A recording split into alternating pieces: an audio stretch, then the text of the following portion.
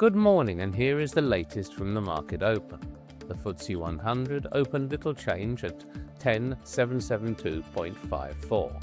In Europe, the Euronext 100 edged up to 1975.08, while Germany's DAX advanced to the 26,445.99.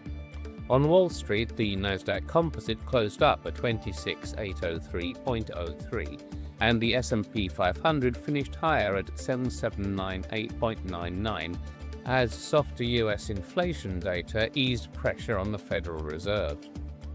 In the headlines, insurer Aviva posted a 24% jump in first-half operating profits to £1.33 billion, aided by continued integration of Direct Line. The mining company Central Asia Metals set out its timetable for the proposed acquisition of Cygnus Metals, with a shareholder vote due on the 4th of September. Against sterling, the dollar and Australian dollar edged higher. The franc firmed, the yen and the euro eased, and Bitcoin fell.